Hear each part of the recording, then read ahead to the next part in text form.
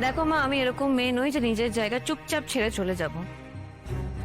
তাই আমি এশিওর করবো যাতে আমার জায়গার ধারে কাছে কেউ আসতে না পারে। বন্যা মা, আমি তোকে জ্ঞান দিচ্ছি না, শুধু একটু সংযত হতে বলছি।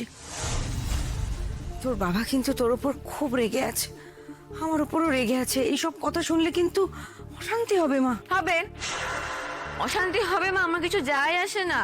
আমি কি করবো বলো, যদি বাবা আমার কথা বিশ্বাস না করে, যদি আমার কথা বিশ্বাস না করে অন্যের কথা শুনে আমাকে বিচার করতে থাকে, সব সব ভুল আমার। বাবা তো জানে না এ বাড়িতে কতটা অসম্মানিত হতে হয়েছে আমাকে। যদিও বাবা কি করে বুঝবে একটা মেয়ের অপমান, সম্ভব নয় বাবার পক্ষে বোঝা। তাই বাবা কি মনে করছে আর কি মনে করছে না সেই জেনে আমি চুপ করে থাকতে পারবো না।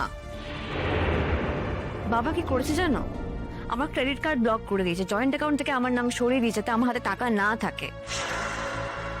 বাবা ভাবছে আমার হাতে টাকা না থাকলে আমি বাবার ডেফিনেশনে ভালো মেয়ে হয়ে যাব, আর বাবা যা যা বলছে সেটা করা শুরু করে দেবো। না, তা কোনোটাই হবে না। কেন বলো তো? কারণ আমি কোনো অন্যায় করিনি। আমি শুধুমাত্র আমার হাজবেন্ড আর আমার সংসার বাঁচাতে চেয়েছি। সেটা বাকি দুনিয়ার লোক কিভাবে দেখলো আর কি বললো সেটা আমি জাস্ট কোনো কেয়ার করি না। লাজু আমার জীবনে সর্বনাশ তো ডেকে এনেছে মা, তুমি তো সেটা মানো। তাই ওকে তো আমি ছেড়ে দেবো না, ওর লাইফ তো আমি হেল্প করেই ছাড়বো। ওর কলকাতায় থাকা এবার আমি বন্ধ করবো।